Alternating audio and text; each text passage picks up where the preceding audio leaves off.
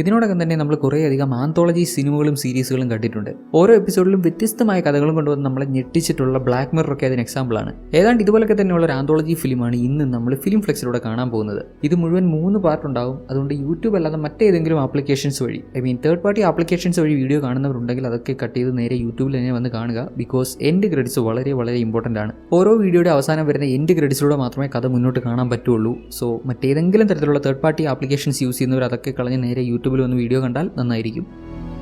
കഥയുടെ തുടക്കത്തിൽ ഇരുട്ട് നിറഞ്ഞ ഒരു റൂമിൽ ഒരു കസേരയിലിരുന്ന് ഇങ്ങനെ ആടുന്ന ഒരു രൂപത്തെയാണ് നമുക്ക് കാണിച്ചു തരുന്നത്. കൂടെ മേരി എന്നൊരു സ്ത്രീയുടെ ശബ്ദവും. നമ്മളെല്ലാവരും മരിക്കും. ഒരു ദിവസം മരണം നമ്മളെ തേടിയെത്തും. ചിലരുടെ മരണം വളരെയധികം ഷോക്കിംഗ് ആയിരിക്കും. ആത്മാക്കളാൽ വിധി എഴുതുന്ന ചില മരണങ്ങളുണ്ട്. അങ്ങനെയുള്ള ചില കഥകളാണിത്. അവിടെ കട്ടായാൽ അടുത്ത സീനിൽ വലിയ ഒരു ലൈബ്രറി. സമയം രാത്രിയാണ്. അവിടെ പുസ്തകങ്ങളൊക്കെ കറക്റ്റായിട്ട് ഓർഡർ നോക്കി അടുക്കി വെച്ചുകൊണ്ടിരിക്കുന്ന ലൈബ്രറിയിൽ എന്തോ ഒരു ശബ്ദം കേട്ടു. ഇതിപ്പോൾ ക്ലോസ് ചെയ്യാനുള്ള സമയമായി. ആരുടെ ഈ സമയത്ത് എന്നുള്ള മട്ടിൽ പുള്ളി അങ്ങോട്ട് നോക്കുമ്പോഴാവട്ടെ ഒരുത്തൻ കത്തിയും കൊണ്ട് ഇങ്ങർക്ക് നേരെ ഓടി വരുന്നു. അതുകൊണ്ട് ജീവനും കൊണ്ട് ഇയാൾ ഓടി രക്ഷപ്പെടാൻ ശ്രമിച്ചെങ്കിലും ആക്രമിക്കാൻ വന്ന ആൾ ഇയാളെ പിടിക്കുന്നുണ്ട്. അവന്റെ പേരാണ് ബെനറ്റ്. ബെനറ്റ് പ്ലീസ് എന്നെ ഒന്നും ചെയ്യല്ലേ, എനിക്ക് കുറച്ച് സമയം കൂടി വേണം. നിങ്ങൾക്ക് തരാനുള്ള പൈസ ഞാൻ എങ്ങനെയെങ്കിലും അറേഞ്ച് ചെയ്ത് തരാം. ഓ എന്നാത്തിനാ, ഇനി നീ പൈസ ഒന്നും തരേണ്ട ആവശ്യമില്ല, ഇത്രയൊക്കെ അവധി കഴിഞ്ഞല്ലോ, നിന്നെ കൊന്നേക്കാനാണ് ഓർഡർ.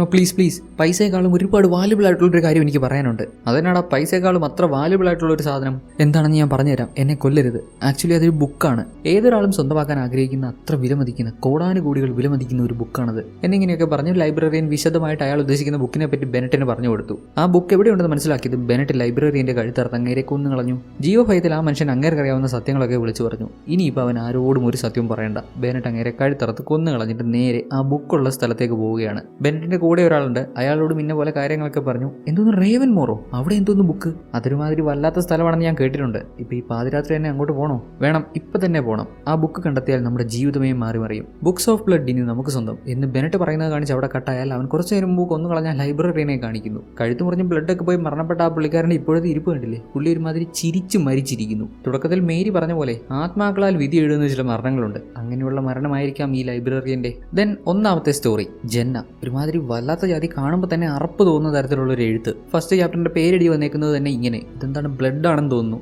ഇവളാണ് ജന്ന, ഈ കഥയിലെ നമ്മുടെ ഹീറോയിൻ. ഇത് അവളുടെ അമ്മ നിക്കോൾ. ഇത് ജന്നയുടെ അച്ഛൻ ഡാൻ.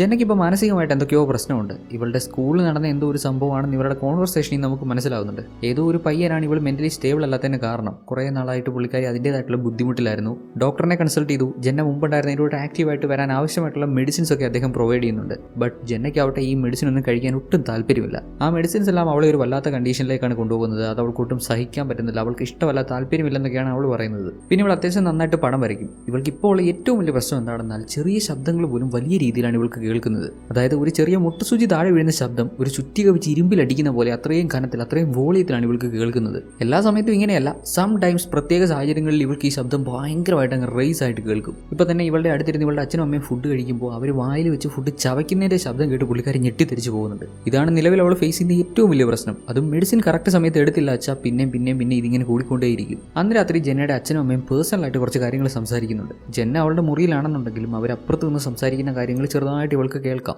എന്താണ് അവർ സംസാരിക്കുന്നതെന്ന് അറിയാൻ ജന്ന കുറച്ച് അങ്ങോട്ട് ചേർന്ന് നിൽക്കുമ്പോൾ അവർ പറയുന്നതാവട്ടെ ഇപ്പോഴത്തെ ജന്നയുടെ കണ്ടീഷനിൽ ഇവളെ ഇങ്ങനെ തന്നെ വീട്ടിൽ നിർത്തുന്നത് ഒട്ടും സേഫ് അല്ല. അതുകൊണ്ട് വീണ്ടും അവളെ ട്രീറ്റ്മെന്റിന് വേണ്ടി ഹോസ്പിറ്റലിലേക്ക് അയച്ചേക്കാവുന്നത്. പേരൻസിന്റെ സൈഡിൽ ചിന്തിക്കുമ്പോൾ അവർക്ക് ഇവളോടൊപ്പം ജീവിക്കാൻ ഭയങ്കര ബുദ്ധിമുട്ടാണ്. ചെറുതായിട്ട് എന്തെങ്കിലും ഒരു ശബ്ദം ഉണ്ടായാൽ തന്നെ ഇവൾക്ക് ഇങ്ങനെയുള്ള ഇഷ്യൂസ് ഒക്കെ ഉണ്ടാകുന്നത് കൊണ്ട് അത്ര കെയർഫുൾ ആയിട്ടേ ഓരോ കാര്യങ്ങളും ചെയ്യാൻ പറ്റൂ. ഓരോ സെക്കൻഡും മൈന്യൂട്ടായിട്ടുള്ള കാര്യങ്ങൾ പോലും ശ്രദ്ധിച്ച് ജീവിക്കുക എന്ന് പറയുന്നത് ഭയങ്കര പാടാണ്. അതുകൊണ്ടാണ് ജന്നയെ വീണ്ടും ഹോസ്പിറ്റലിലേക്ക് അയച്ചേക്കാം, അവർ ട്രീറ്റ് ചെയ്യട്ടെ എന്നുള്ളൊരു തീരുമാനം ഇവരെടുത്തത്. പക്ഷേ ജന്നയെ സംബന്ധിച്ചിടത്തോളം ഹോസ്പിറ്റലിലേക്ക് പോകുന്നത് അവൾക്ക് ഒട്ടും അക്സെപ്റ്റ് ചെയ്യാൻ പറ്റുന്ന കാര്യമല്ല. ഈവൻ അവിടുന്ന് കൊടുക്കുന്ന മെഡിസിൻ കഴിക്കാൻ പോലും ജന്ന തയ്യാറാവുന്നില്ലല്ലോ. തുടർച്ചയായി ചെറിയ ചെറിയ ശബ്ദങ്ങൾ വലിയ രീതിയിൽ കേൾക്കുന്നു. ഇങ്ങനെ കേൾക്കുന്നതിൽ നിന്നും ജന രക്ഷപ്പെടാൻ യൂസ് ചെയ്യുന്നത് ഈ ഒരു ഹെഡ്സെറ്റ് ആണ്. ഒരു പരിധിവരെ നോയ്സ് റെഡ്യൂസ് ചെയ്യാൻ ഇത് സഹായിക്കും. എന്തുതന്നെയാണെങ്കിലും തന്നെ ഹോസ്പിറ്റലിലേക്ക് മാറ്റാൻ അമ്മ തീരുമാനിച്ചത് ഇവൾക്ക് ഒട്ടും അങ്ങോട്ട് അക്സെപ്റ്റ് ചെയ്യാൻ പറ്റിയില്ലല്ലോ. അതുകൊണ്ട് തന്നെ ഒരു കത്രിക എടുത്ത് രാത്രി പേരൻസിന്റെ മുറിയിലേക്ക് കയറി ചെല്ലുന്നുണ്ട്. ഇവളിത് എന്ത് ഭാവിച്ചാണ്, പേരൻസിനെ കൊല്ലാൻ പോകണോ എന്ന് നമ്മൾ വിചാരിക്കും. ബട്ട് അവൾ കൊല്ലൂല.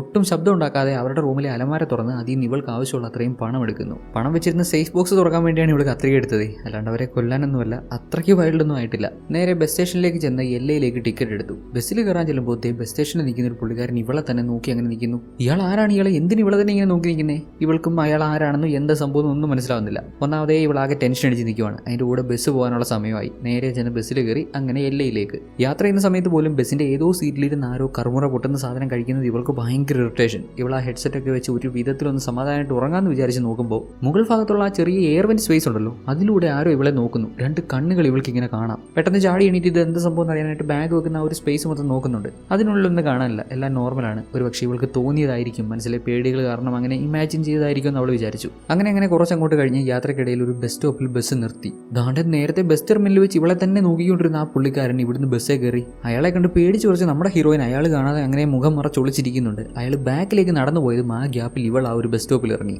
ദെൻ ബസ് വിട്ടുപോയി. അവിടെ ഇറങ്ങി നമ്മുടെ ഹീറോയിൻ റോഡ് ക്രോസ് ചെയ്യാൻ തുടങ്ങുമ്പോൾ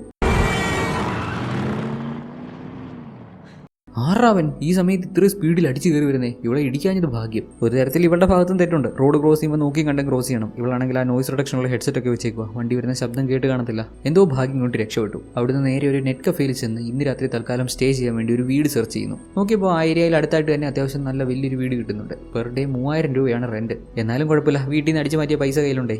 അങ്ങനെ വീട് ബുക്ക് ചെയ്ത് നേരെ ആ വീട്ടിൽ ചെന്നു. വയസ്സായ ഒരു സ്ത്രീയും അവരുടെ ഹസ്ബൻഡുമാണ് ഹൗസ് ഓണർ. ആ സ്ത്രീയുടെ പേര് എല്ലി. മോളെ നീ ഇപ്പോൾ ഇവിടെ വെയിറ്റ് ചെയ്യും, റൂമിൽ കുറച്ച് കാര്യങ്ങളോട് മാറ്റാനുണ്ട്, ഇപ്പം തന്നെ ക്ലീൻ ആക്കി റെഡിയാക്കി തരാം എന്ന് പറഞ്ഞ് ഹസ്ബൻഡും വൈഫും കൂടെ റൂമിലെ കാര്യങ്ങളൊക്കെ ഒന്ന് സെറ്റ് ചെയ്യാൻ വേണ്ടി കയറി പോകുന്നു. ഇന്നേരം ഏതോ ഒരു പയ്യൻ നമ്മുടെ ജന നിൽക്കുന്ന അങ്ങോട്ട് കയറി വന്ന് എനിക്ക് അപ്പോഴേ തോന്നി, ഞാൻ അപ്പോഴേ ഊഹിച്ചു നീ ഇങ്ങോട്ട് തന്നെ ആയിരിക്കുമെന്ന്. ഇവന്റെ പേര് ഗ്യാവിൻ. നേരത്തെ നമ്മുടെ ജന നെറ്റ് കഫേയിൽ കയറിയില്ലേ, ആ സമയത്ത് ഇവൻ അവിടെ നിന്ന് ഇറങ്ങി പോകുന്നുണ്ടായിരുന്നു. ഗ്യാവിന് ഇവളെ പോലൊക്കെ തന്നെ ഈ അടുത്ത് എവിടെയെങ്കിലും സ്റ്റേ ചെയ്യാൻ പറ്റുന്ന വീടുണ്ടോ എന്ന് അറിയാൻ വേണ്ടിയാണ് അവിടെ കയറിയത്. പാതിരാത്രി ഒരു പെണ്ണ് നെറ്റ് കഫേയിൽ ചെന്ന് കയറുന്നത് കണ്ടപ്പോഴേ അവന് ഊഹിച്ചു ഒരു പക്ഷേ അവൾക്ക് സ്റ്റേ ചെയ്യാൻ വേണ്ടി വല്ല വീട് നോക്കാനായിരിക്കുമെന്ന്. അതാണ് പുള്ളി പറഞ്ഞത്. സോ ജസ്റ്റ് പരിചയപ്പെട്ടു. ദെൻ ഹൗസ് ഓണേഴ്സ് എല്ലിയും പുള്ളിക്കാരുടെ ഹസ്ബൻഡ് സാമും ഇവർക്ക് രണ്ടാൾക്കും സ്റ്റേ ചെയ്യാനുള്ള റൂമൊക്കെ സെറ്റ് ചെയ്ത് കൊടുത്തു. സോ ഫൈനലി സമാധാനത്തോടെ കിടന്നുറങ്ങാമെന്നുള്ള മട്ടിൽ നമ്മുടെ ഹീറോയിൻ കിടക്കുന്ന സമയത്ത് എന്തോ ഒരു ശബ്ദം ഇവൾക്ക് കേൾക്കുവാണ്. ചെറിയ ശബ്ദമാണ്, എന്നാൽ ഇവൾക്ക് അത്യാവശ്യം നന്നായിട്ട് കേൾക്കുന്നുണ്ട്. ഇവൾ സ്റ്റേ ചെയ്യുന്ന റൂമിന്റെ വോളിൽ നിന്ന്, ഭിത്തിയിൽ നിന്നാണ് ശബ്ദം വരുന്നത്. അതെന്താ സംഭവം എന്ന് അറിയണമല്ലോ. പുള്ളിക്കാരി ഭിത്തിയോട് ചേർന്ന് നിന്ന് ഇങ്ങനെ ശ്രദ്ധിക്കുമ്പോൾ ഒരു പാറ്റ ആ ഭിത്തിക്കുള്ളിൽ നിന്ന് ഇറങ്ങി വരുന്നു. പെട്ടെന്ന് അത് കണ്ട് പേടിച്ച് ഓടി മാറിയപ്പോഴോ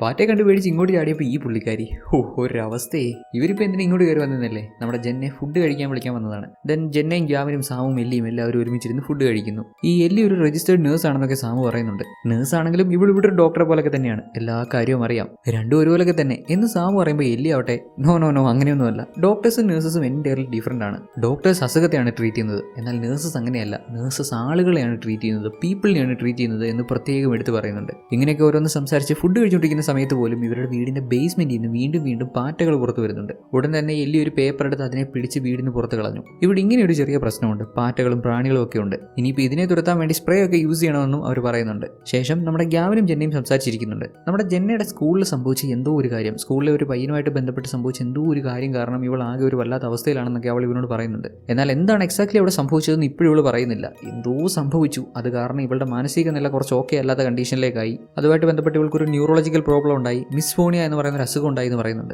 അതാണ് നേരത്തെ നമ്മൾ കണ്ടത്, ചെറിയ ശബ്ദങ്ങൾ പോലും വലിയ രീതിയിൽ കേൾക്കുന്ന ആ ഒരു പ്രശ്നം. ഇപ്പോൾ എന്തായാലും ഇത്രയൊക്കെ സംസാരിച്ച സ്ഥിതിക്ക് അടുത്ത ദിവസം ഒരു കോഫി കുടിക്കാൻ പോയാലോ എന്ന് അവൻ ചോദിക്കുന്നുണ്ട്. ഇവളും സമ്മതിച്ചു. ദെൻ കിടന്നുറങ്ങാൻ ശ്രമിക്കുമ്പോൾ വീണ്ടും വല്ലാത്ത തരത്തിലുള്ള ശബ്ദങ്ങളൊക്കെ കേൾക്കുന്നതുകൊണ്ട് ഹെഡ്സെറ്റ് വെച്ചിട്ടാണ് അവൾ കിടന്നുറങ്ങുന്നത്. രാത്രി കുറച്ചങ്ങോട്ടായതും വളരെ ബിയേർഡായിട്ടുള്ള വിഷൻസ് ഒക്കെ കണ്ട് നമ്മുടെ ഹീറോയിൻ കണ്ണ് തുറക്കുന്നുണ്ട്. എന്നാൽ അവൾക്ക് അവളുടെ കയ്യോ കാലോ ഒന്നും അനക്കാൻ പറ്റുന്നില്ല. ഒരുമാതിരി പാരലൈസ്ഡ് ആയിട്ടുള്ള കണ്ടീഷനിലാണ് പുള്ളിക്കാരി ഇപ്പോൾ. നോക്കുമ്പോൾ ഇവളുടെ മുറിയിൽ ഏതോ ഒരു സ്ത്രീ നിൽക്കുന്നു. അവരുടെ കയ്യിൽ ഒരു ഗ്ലാസ് വൈനുണ്ട്, അതൊക്കെ പിടിച്ച് ഒരുമാതിരി സെറ്റപ്പിൽ ഇങ്ങനെ നിൽക്കുവാണേ. അവരുടെ മുഖം എന്തായാലും ഇവൾക്ക് കാണാൻ പറ്റുന്നില്ല, ക്ലിയർ ആവുന്നില്ല. ആ പുള്ളിക്കാരി റൂമിന്റെ ഡോർ തുറന്നിറങ്ങിപ്പോയി. ഉടനെ നമ്മുടെ ഗ്യാവിൻ ഈ റൂമിലേക്ക് കയറി വരുന്നു.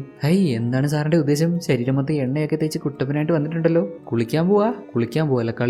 നമ്മുടെ ഹീറോയിന്റെ അടുത്ത് വന്ന് അവളെ ഇങ്ങനെ കിസ് ചെയ്യുന്ന പോലെ വരുന്നുണ്ട്. ബട്ട് എന്തോ കണ്ടവൻ ഞെട്ടി. ഉടനടി ആരോ അവന്റെ തലയെ കൂട്ടൊരു കറുത്ത തുണിയിട്ട് അവനെ പിടിച്ചു വലിച്ചുകൊണ്ട് പോയി. മാത്രമല്ല ജനലിന് പുറത്തു നിന്ന് ആരോ ഇവളെ നോക്കുന്നുണ്ട്. ഹൗസ് ഓണേഴ്സ് ആയിട്ടുള്ള എല്ലിയും സാമും മുറിയിലേക്ക് കയറി വന്നു. നമ്മുടെ ഹീറോയിൻ വെച്ചിരുന്ന ഹെഡ്സെറ്റ് എടുത്ത് മാറ്റി. എല്ലി ഇവളുടെ തലയിൽ ഇങ്ങനെ മസാജ് ചെയ്യുന്ന പോലെ ഒന്ന് തൊട്ടുകൊടുത്തു. സാം ആവട്ടെ ഇവളുടെ അളവെടുത്തു. ലെന്തേ ഇവൾക്ക് എത്ര നീളം ഉണ്ടെന്നൊരു ടേപ്പ് വെച്ച് അളന്നു. പിന്നെ അവിടെ എന്താ സംഭവിച്ചെന്ന് ഇവൾക്ക് കാണാൻ പറ്റത്തില്ല. മൊത്തം ഒരുമാതിരി ബ്ലറായിട്ട് അങ്ങനെയുള്ളൊരു കണ്ടീഷൻ. ആൻഡ് ഇവളുടെ വായിക്കകത്തുനിന്ന് ഒരു കൂട്ടം പാറ്റകൾ, കെട്ടുകണക്കിന് പാറ്റയും പുറത്തു വരുന്നു. സംഭവം ഇവളുടെ ഒരു സ്വപ്നം മാത്രമായിരുന്നു. മനസ്സ് അത്ര ഓക്കെ അല്ലാത്ത സാഹചര്യങ്ങളിൽ ഇങ്ങനെയുള്ള വിഷൻസ് ഒക്കെ കാണാറുണ്ട്, സ്വാഭാവികമാണ്. ചില സാഹചര്യങ്ങളിൽ നമുക്കും ഇങ്ങനെയൊക്കെ സംഭവിച്ചിട്ടുണ്ടാവും. ഒറ്റയ്ക്കുള്ള സമയങ്ങളിലൊക്കെ എവിടെന്നെങ്കിലുമൊക്കെ എന്തെങ്കിലും ശബ്ദം കേട്ട് കഴിഞ്ഞാൽ അവിടെ ഇന്നതായിരിക്കും, അങ്ങനെയായിരിക്കും സംഭവം എന്നൊക്കെ പറഞ്ഞ് നമ്മൾ തന്നെ ഇമാജിൻ ചെയ്ത് കൂട്ടും. ശരിക്കും അവിടെ ഒന്നുമില്ല. പകൽ സമയത്ത് അവിടെ എന്താണോ ഉള്ളത് രാത്രിയിലും അതൊക്കെ തന്നെയാണുള്ളത്. പിന്നെ ഫോട്ടോൺസ് ഇല്ലെന്ന് മാത്രം. മാത്രം, അതായത് ലൈറ്റ് ഇല്ലെന്ന് മാത്രം. പക്ഷേ അവിടെ ഇവിടെ കണ്ടതൊക്കെ വെച്ചിട്ട് ഓരോന്നൊക്കെ ഇമാജിൻ ചെയ്ത് വെറുതെ ഒരു കാര്യമില്ലാതെ പേടിച്ചിട്ടില്ലേ? അതുപോലൊക്കെ തന്നെയാണ് ഇവിടെ ജെന്നയുടെ അവസ്ഥ. പ്രത്യേകിച്ച് പേടിക്കാനായിട്ട് ഒന്നുമില്ല, എന്നാലും പുള്ളിക്കാരി പേടിച്ചു. രാവിലെ എണീറ്റ് വന്നപ്പോൾ എല്ലാം നോർമലാണ്. ഹൗസ് ഓണേഴ്സ് രണ്ടുപേരും, അതായത് ആ മുത്തശ്ശനും മുത്തശ്ശിയും ഉണ്ടല്ലോ, സാമും ഇല്ലിയും, അവർ രണ്ടുപേരും അവരുടെ വീടിന് മുറ്റത്ത് ഇങ്ങനെ പണിയൊക്കെ ചെയ്തുകൊണ്ടിരിക്കുന്നു. ജെന്നയും രാവിലെ കോഫിയൊക്കെ കുടിച്ച് അങ്ങനെ ശരിക്കും പറഞ്ഞാൽ പുള്ളിക്കാരിക്ക് ഇപ്പോഴാവുന്ന സമാധാനമായത്. ദെൻ ഈവനിങ് ഒക്കെ ആയപ്പോൾ ഒരു റെസ്റ്റോറൻറ്റിൽ ചെല്ലുന്നുണ്ട്. കഴിഞ്ഞ ദിവസം ഗ്യാവിൻ ഇവളോട് ഒരു കോഫി കുടിക്കാൻ പോയാലോ എന്ന് ചോദിക്കുന്നുണ്ടായിരുന്നല്ലോ. ഈ റെസ്റ്റോറൻറ്റിൽ വെച്ച് ഈ സമയത്ത് മീറ്റ് ചെയ്യാമെന്നാണ് അവൻ പറഞ്ഞത്. അതിനുവേണ്ടി ചെന്നതാണേ. റെസ്റ്റോറൻറ്റിലെ സാഹചര്യം അറിയാലോ, കുറേ ആളുകൾ ഫുഡ് കഴിക്കും, അതിൻ്റെ കറുമുറ ശബ്ദങ്ങളൊക്കെ ഇവളുടെ ചെവിയിൽ തുളച്ച് കയറുന്നു. പാത്രങ്ങൾ നീക്കി വെക്കുന്നതും ഫുഡ് സെർവ് ചെയ്യുന്നത് അങ്ങനെയുള്ള ശബ്ദങ്ങളെല്ലാം കാരണം ഇവൾക്ക് അവിടെയും ഹെഡ്സെറ്റ് വെക്കേണ്ടി വരുന്നുണ്ട്. ഗ്യാവിൻ വരാൻ ലേറ്റ് ആയപ്പോൾ ഇവൾ അവന് മെസ്സേജ് അയക്കാൻ വേണ്ടി ടൈപ്പ് ചെയ്യുന്നുണ്ട് എവിടെയാണെന്നൊക്കെ ചോദിച്ച്, ബട്ട് അയക്കുന്നില്ല. ദെൻ കുറേ സമയം അവിടെ പടമൊക്കെ വരച്ചുകൊണ്ടിരുന്നു. ഒരു ചെറിയ പ്രാണിയുടെ, ഒരു ഈച്ചയുടെ പോലത്തെ പടമൊക്കെ വരച്ചുകൊണ്ടിരുന്നു. അപ്പോൾ അതാണ്ട് ശരിക്കും ഒരു ഈച്ച ഇവിടെ ഇരിക്കുന്ന ടേബിളിൽ വന്ന് അവിടെ വീണ് കിടന്ന വെള്ളമൊക്കെ ഇങ്ങനെ കുടിക്കുന്നുണ്ട്. അത് കണ്ട് ഇവൾക്ക് ഇഷ്ടപ്പെട്ടില്ല. ഒരൊറ്റ അടി അതിനെ കൊന്നു കളഞ്ഞു. കൊന്നിട്ടുണ്ടാവാൻ കേട്ടോ, എന്തായാലും അവൾ അടിക്കുന്നുണ്ട്. അവളുടെ മാനസിക നിലയാണ് ഇതിലൂടെയൊക്കെ കാണിച്ചിരുന്നത്. അവൾ ഒട്ടും പോസിറ്റീവായിട്ടല്ല ചിന്തിക്കുന്നത്. അവളുടെ ലൈഫിൽ എന്തോ വലിയ പ്രശ്നം ഉണ്ടായി എന്ന് പറയുന്നുണ്ട്, ബട്ട് എന്ത് പ്രശ്നമാണെന്ന് എക്സാക്ട്ലി ഇതുവരെ പറഞ്ഞിട്ടില്ല. ജെന്ന ഇവിടെ ഈ റെസ്റ്റോറൻറ്റിൽ ഇരിക്കുന്ന സമയത്ത് പോലും കഴിഞ്ഞ ദിവസം ഇവള് ബസ് ടെർമിനലിൽ വെച്ച് കണ്ട ആ പുള്ളിക്കാരൻ, അതായത് കഴിഞ്ഞ ദിവസം ബസ് ടെർമിനലിൽ വെച്ച് ഇവളെ തന്നെ സൂക്ഷിച്ച് നോക്കി നിന്ന ആ പുള്ളിക്കാരനില്ലേ, ഇടയ്ക്ക് ഒരു ബസ് സ്റ്റോപ്പിൽ നിന്ന് അതേ ബസ്സിൽ തന്നെ കയറുന്നുണ്ടായിരുന്നു. അയാൾ കാണാതെ ഇവൾ അവിടെ നിന്ന് ഇറങ്ങി രക്ഷപ്പെട്ടതാണ്. അയാൾ ദേ ഈ റെസ്റ്റോറൻറ്റിന്റെ പരിസരത്ത് വന്ന് ചുറ്റിക്കറങ്ങി നടക്കുന്നു. 100% ഷുവർ അയാളുടെ ലക്ഷ്യം ഇവളെ തന്നെ അയാൾ സൂക്ഷിച്ച് നോക്കുന്നുണ്ട്. ഇത് കണ്ട് പേടിച്ചു വരുന്നത് നമ്മുടെ ഹീറോയിൻ ആവട്ടെ റെസ്റ്റോറൻറ്റിലെ സ്റ്റാഫിന് മാത്രം പ്രവേശിക്കാൻ പറ്റുന്ന ആ ഒരു സെക്ഷനിലൂടെ കയറി അങ്ങനെ പുറത്തിറങ്ങി ഓടിക്കിച്ച് അവൾ താമസിക്കുന്ന വീട്ടിൽ ചെന്നു. അപ്പോൾ എല്ലി ഇത് കണ്ട് നമ്മുടെ ഹീറോയിനെ ആശ്വസിപ്പിച്ച കാര്യം എന്താണെന്ന് ചോദിച്ചു. അത് പിന്നെ ഗ്യാവിൻ റെസ്റ്റോറൻറ്റ് വരാമെന്ന് പറഞ്ഞിട്ടുണ്ടായിരുന്നു, അവനെ കണ്ടില്ല. അതിനാണ് നീ ഇങ്ങനെ ഓടിയേ? ബാ, ഞാൻ ഗാർഡനിൽ പണി ചെയ്തുകൊണ്ടിരിക്കുക എന്നും പറഞ്ഞ് ഇവളെ വിളിച്ചുകൊണ്ട് പോയി. കുറേ കാര്യങ്ങൾ, ഗാർഡനുമായിട്ട് ബന്ധപ്പെട്ട കാര്യങ്ങൾ, പിന്നെ ഇവരുടെ കുടുംബവുമായിട്ട് ബന്ധപ്പെട്ടുള്ള കുറച്ച് കാര്യങ്ങളൊക്കെ പറഞ്ഞു കൊടുക്കുന്നു. ഒന്നുമില്ല, സംഭവം ഈ സ്ത്രീക്ക് 2 മക്കളുണ്ടായിരുന്നു. അവർ രണ്ടുപേരും മരണപ്പെട്ടു പോയി എന്നൊക്കെ പറയുന്നുണ്ട്. പുള്ളിക്കാരി അതിൻ്റെ ഒരു വിഷമത്തിലൊക്കെയാണ്. ഇതെല്ലാം കേൾക്കുമ്പോഴും നമ്മുടെ ജെന്ന ഒരുമാതിരി പതറി നിൽക്കുന്ന ഇവർ ശ്രദ്ധിക്കുന്നുണ്ട്. എന്താണ് കാര്യമെന്ന് പിന്നെയും വിശദമായിട്ട് ചോദിക്കുമ്പോൾ ജെന്നയുടെ കൂടെ പഠിച്ച ഒരാൾക്ക് ഇവൾ കാരണം മോശമായിട്ട് എന്തോ ഒരു കാര്യം സംഭവിച്ചെന്നും അത് കാരണം ഇവൾ ആകെ മാനസികമായി തകർന്നു പോയെന്നും കുറേ നാൾ ഹോസ്പിറ്റലിലായിരുന്നു. അത് ഒരുമാതിരി വല്ലാത്ത സ്ഥലം. ഹോസ്പിറ്റലിൽ കാര്യങ്ങൾ കൂടുതൽ വഷളാക്കിയതേ ഉള്ളൂ. ഇവളുടെ മാനസിക നില ബെറ്റർ ആവുന്നതിന് പകരം വീണ്ടും വേഴ്സായി. അത് പിന്നെ ഇങ്ങോട്ട് ഇവൾക്ക് കുറേ വൈൽഡ് ആയിട്ടുള്ള തോട്ട്സ് വരും. ചില സമയത്ത് ഇവൾ കാണുന്ന കാര്യങ്ങളൊക്കെ റിയൽ ആണോ അതോ ഇവൾ ഹാലുസിനേറ്റ് ആവുന്നതാണോ അങ്ങനെയൊന്നും ഇവൾക്ക് പറയാൻ പറ്റുന്നില്ല. അതായത് കൺമുന്നിൽ കാണുന്നതെല്ലാം വിശ്വസിക്കാൻ പോലും പറ്റാത്ത അവസ്ഥ. ഇപ്പം തന്നെ ഇവളെ ഒരാൾ ഫോളോ ചെയ്യുന്ന പോലെ ഇവൾക്ക് തോന്നുന്നു. അത് വെറും ഒരു തോന്നലാണോ അതോ ശരിക്കും അങ്ങനെ ഒരാളുണ്ടോ എന്ന് പോലും ഇവൾക്ക് ഉറപ്പിച്ച് പറയാൻ പറ്റുന്നില്ല. ഇതെല്ലാം ഭയങ്കര പതറ്റത്തോടെ നമ്മുടെ ഹീറോയിൻ സംസാരിക്കുമ്പോൾ എല്ലി ഇവളെ ആശ്വസിപ്പിച്ച്, മോളെ നീ ഒന്നും കൊണ്ട് പേടിക്കണ്ട, നീ ഇപ്പം ഞങ്ങളുടെ കൂടെയാണുള്ളത്, നീ ഇവിടെ സേഫ് ആയിരിക്കും, നിനക്ക് എത്ര നാൾ വേണേലും ഇവിടെ താമസിക്കാം, നിനക്ക് ഇവിടെ തിരിച്ചു പോകണമെന്ന് തോന്നുന്ന ദിവസം പറ, സാം നിന്നെ ഡ്രോപ്പ് ചെയ്യും. ശേഷം നമ്മുടെ ഗ്യാവിൻ ഇവൾക്ക് മെസ്സേജ് അയക്കുന്നുണ്ട്, ഇന്ന് കറക്റ്റ് സമയത്ത് വരാൻ പറ്റിയില്ല, സോറി എന്നൊക്കെ പറഞ്ഞ്. അതിനുശേഷം ഇവൾ എല്ലിയുടെ അടുത്ത് നിന്ന്, ഇവിടെ നിൽക്കുമ്പോൾ തനിക്കൊരു മനസ്സമാധാനമുണ്ട്, അതുകൊണ്ട് കുറച്ച് കാലം കൂടുതൽ താൻ ഈ വീട്ടിലുണ്ടാവുമെന്ന് പറയുന്നുണ്ട്. രണ്ടാളും ഇപ്പോൾ ഒരു അമ്മ മകൾ റിലേഷൻഷിപ്പ് പോലൊക്കെ തന്നെ ആവുന്നുണ്ട്. ലൈക്ക് പരസ്പരം അങ്ങോട്ടും ഇങ്ങോട്ടൊക്കെ സഹായിച്ച് ഇവിടെ ഈ വീട്ടിൽ ഇങ്ങനെ ഹീറോയിൻ്റെ ആ ഒരു വല്ലാത്ത അവസ്ഥയിൽ നിന്നും ഭേദമാകാൻ ഈ സ്ത്രീ ഇവളെ ഹെൽപ്പ് ചെയ്യുന്നുണ്ടെന്ന് പറയാം. ശേഷം അന്ന് രാത്രിയും ഏതാണ്ട് കിടക്കാൻ സമയമായി വരുമ്പോൾ നമ്മുടെ ഹീറോയിൻ്റെ റൂമിലുള്ള വോളിൽ നിന്ന് കഴിഞ്ഞ ദിവസം കേട്ട പോലെയുള്ള ശബ്ദങ്ങൾ ഉണ്ടാകുന്നു. ഇതെന്താണ് സംഭവം എന്നറിയാനായിട്ട് പുള്ളിക്കാരി വോള് വിശദമായിട്ട് പരിശോധിക്കുന്നുണ്ട്. നോക്കുമ്പോൾ അത് പതിയെ ഇങ്ങനെ ഇളക്കാൻ പറ്റുന്നുണ്ട്. അതായത് ഈ വോൾസിലൊക്കെ സ്റ്റിക്കേഴ്സ് യൂസ് ചെയ്ത് ഇങ്ങനെ ഒട്ടിച്ച് വെച്ചിട്ടേ ഉള്ളൂ. ഇളക്കി നോക്കുമ്പോഴോ അതിനപ്പുറത്ത് ഒരാളുടെ കൈ, അതിന് ചലനമുണ്ട്. ഈ കാഴ്ചയുടെ നമ്മുടെ ഹീറോയിൻ ആകെ അങ്ങ് പേടിച്ച് കുറച്ച് പോയി. കൂടാതെ കൺഫ്യൂഷനും, ശരിക്കും അവിടെ കൈ ഉണ്ടായിരുന്നോ അതോ തനിക്ക് തോന്നിയതാണോ? എന്തായാലും ഒന്നുകൂടെ വിശദമായിട്ട് പരിശോധിക്കാൻ തീരുമാനിച്ച ആ വോൾസിൽ വീണ്ടും ഇങ്ങനെ ടച്ച് ചെയ്തും പ്രസ് ചെയ്തൊക്കെ വരുമ്പോൾ പല ഭാഗത്തും ആ സ്റ്റിക്കേഴ്സ് ജസ്റ്റ് ഇങ്ങനെ വലിച്ച് തുറക്കാൻ പറ്റുന്ന പോലെയാണ് സെറ്റ് ചെയ്ത് വെച്ചേക്കുന്നത്. ഇവളും അങ്ങനെ തുറക്കാൻ പറ്റുന്ന ഓരോരോ പോർഷൻ തുറക്കുന്നു. വോൾസിലെല്ലാം ഇങ്ങനെ ഹോൾസ് ഉണ്ട്. ഇതാ നോക്ക്, ഹോസ്പിറ്റൽസിലൊക്കെ യൂസ് ചെയ്യുന്ന തരത്തിലുള്ള ബാഗ്, അതിലെന്തോ ലിക്വിഡ് നിറച്ചിട്ടുണ്ട്. പതിയെ ഓരോരോ ഡ്രോപ്പ് ആയിട്ട് അത് താഴെയുള്ള ഹോസിലേക്ക് വീഴുന്നതും കാണാം. ഇത് എങ്ങോട്ടാണ് പോകണമെന്ന് പറഞ്ഞ് നോക്കിയപ്പോൾ അവിടെ ഒന്നും കാണാൻ പറ്റുന്നില്ല, ഫുൾ ഇരുട്ടാണ്. മൊബൈൽ ഫ്ലാഷ് യൂസ് ചെയ്ത് നോക്കിയപ്പോൾ കാണുന്ന കാഴ്ച ഇതാണ്. ആരാണത്? വോളിനപ്പുറത്തെ ഒരാൾ ജീവനോടെ നിൽക്കുന്നു. ആ ബോഡിക്ക് ജീവനുണ്ട്, പക്ഷേ അയാളുടെ കണ്ണും കാതും ഒക്കെ തുന്നി തയ്ച്ച് വെച്ചേക്കുവാണ്. അപ്പം നേരത്തെ കണ്ട ആ ലിക്വിഡ് ഡ്രോപ്പ് ആയിട്ട് വീണോണ്ടിരിക്കുന്ന ലിക്വിഡ് ഇയാളുടെ ശരീരത്തിലേക്കാണ് കണക്ട് ചെയ്തേക്കുന്നത്. ഇയാളുടെ ജീവൻ നിലനിർത്താൻ വേണ്ടി ശരീരത്തിലേക്ക് ആവശ്യമായിട്ടുള്ള കാര്യങ്ങൾ അങ്ങനെ പ്രൊവൈഡ് ചെയ്തേക്കുന്നു. ജെന്നയ്ക്ക് ഉറപ്പാണ് ഇത് ഇവിടുത്തെ ആ പെണ്ണുമ്പോൾ ആ എല്ല് തന്നെയാണ് ചെയ്തത്. പുള്ളിക്കാരി ഒരു നേഴ്സാണെന്നൊക്കെ പറയുന്നുണ്ടായിരുന്നല്ലോ. പണ്ടാറടങ്ങാൻ താനിപ്പോൾ പെട്ടുപോയിരിക്കുന്നത് സൈക്കോസിന്റെ വീട്ടിലാണെന്ന് അവൾ മനസ്സിലാക്കുവാണ്. ആകെ ഇങ്ങനെ വരേണ്ടി നിൽക്കുമ്പോൾ എന്തോ ഭാഗ്യത്തിന് കറക്റ്റ് സമയത്ത് നമ്മുടെ ഗ്യാബിന് ഇവൾക്ക് മെസ്സേജ് അയക്കുന്നുണ്ട്. ഉടനെ തന്നെ ഇവൾ റിപ്ലൈ കൊടുക്കുന്നത് 911 വിളിക്ക്, ഇവിടെ ഒരു മർഡർ നടന്നിട്ടുണ്ട്, കൊലപാതകം നടന്നിട്ടുണ്ടെന്നൊക്കെ പറഞ്ഞിട്ടാണ്. ബട്ട് തൊട്ടടുത്ത സീനിൽ തന്നെ ഇവളുടെ ഭാഗ്യം നിർഭാഗ്യമായി മാറുന്നത് നമുക്ക് കാണാം. കാരണം ഇവൾക്ക് മെസ്സേജ് അയച്ചുകൊണ്ടിരിക്കുന്നത് എല്ലിയാണ്. ഗ്യാവിന്റെ ഫോൺ ഇപ്പോൾ എല്ലിയുടെ കയ്യിലാണ്. മീൻസ് നമ്മുടെ ഗ്യാവിനെ അവർ അപായപ്പെടുത്തിയിട്ടുണ്ട്. അവൻ എന്തോ സംഭവിച്ചു. ഇവളിങ്ങനെ ബഹളം വെക്കുന്നതൊക്കെ ഇവളുടെ റൂമിന് വെളിയിൽ നിന്ന് എല്ലി കേൾക്കുന്നുണ്ട്. മോളെ ജെന്ന, എന്താ പറ്റിയേ? ഡോർ തുറക്ക്.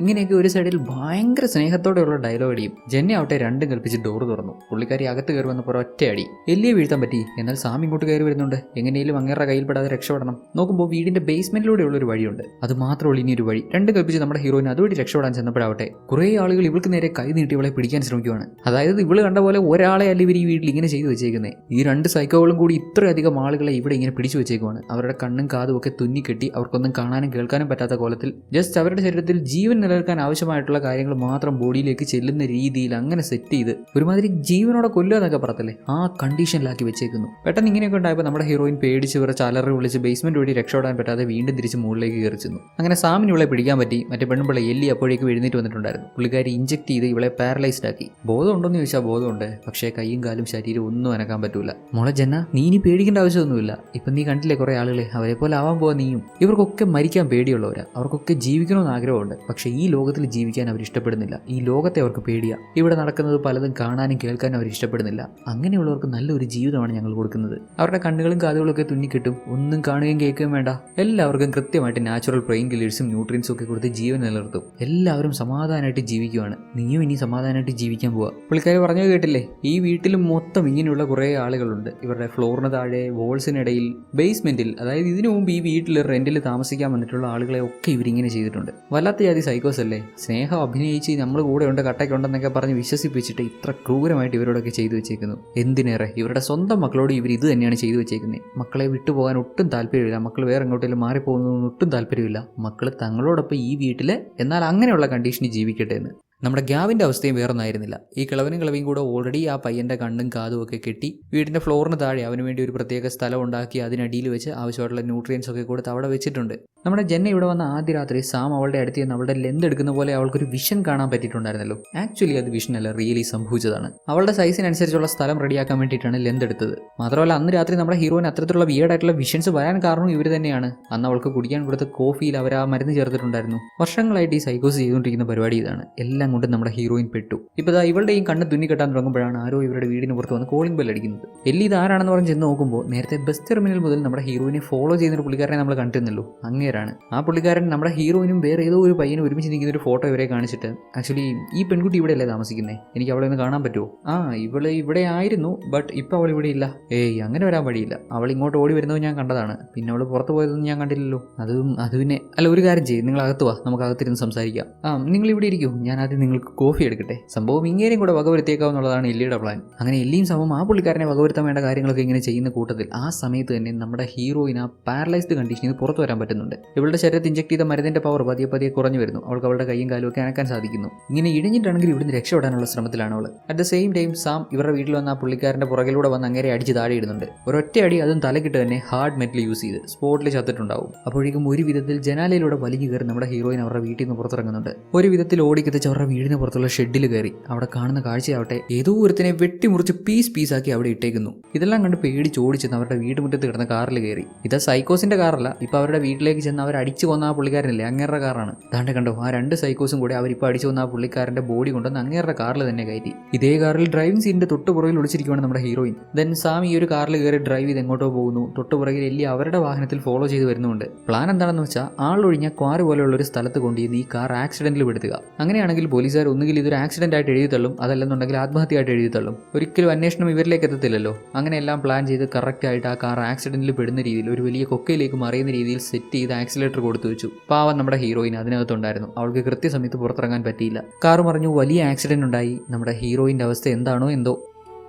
ഇതോടെ താൽക്കാലികമായിട്ട് ഈ കഥ ഇവിടെ അവസാനിക്കുവാണ്. ഇനിയും പറയാത്ത കുറേ അധികം കാര്യങ്ങളുണ്ട്. നമ്മുടെ ഹീറോയിൻ്റെ സ്കൂൾ ലൈഫിൽ സംഭവിച്ച കാര്യം എന്താണ്, ഏത് പയ്യനെ പറ്റിയാണ് അവൾ പറഞ്ഞത്, അവളുടെ മാനസിക നില ഇങ്ങനെ ആവാനുള്ള കാര്യം എന്താണ്, ഇതിനൊക്കെയുള്ള ഉത്തരം മുന്നോട്ടുള്ള കഥകൾ കേട്ടെങ്കിലേ മനസ്സിലാവും. പക്ഷേ ഇതിൽ നിന്ന് എൻ്റയർലി ഡിഫറൻ്റ് ആയിട്ടുള്ള കഥകളാണ് മുന്നോട്ടുള്ളത്. അടുത്ത ചാപ്റ്റർ കാണാനായിട്ട് ഇപ്പോൾ കാണുന്ന ഈ ഒരു എൻഡ് ക്രെഡിറ്റ്സിൽ ക്ലിക്ക് ചെയ്യുക. ഡിസ്ക്രിപ്ഷനിലും ലിങ്ക് പ്രൊവൈഡ് ചെയ്തിട്ടുണ്ട്. മൈൽസ് എന്നാണ് ഈ കഥയുടെ പേര്. അങ്ങോട്ട് പോകുന്നതിന് മുമ്പ് ഈ വീഡിയോ ഇഷ്ടപ്പെട്ടാൽ ഒന്ന് ലൈക്ക് ചെയ്ത് സപ്പോർട്ട് ചെയ്തേക്കണേ.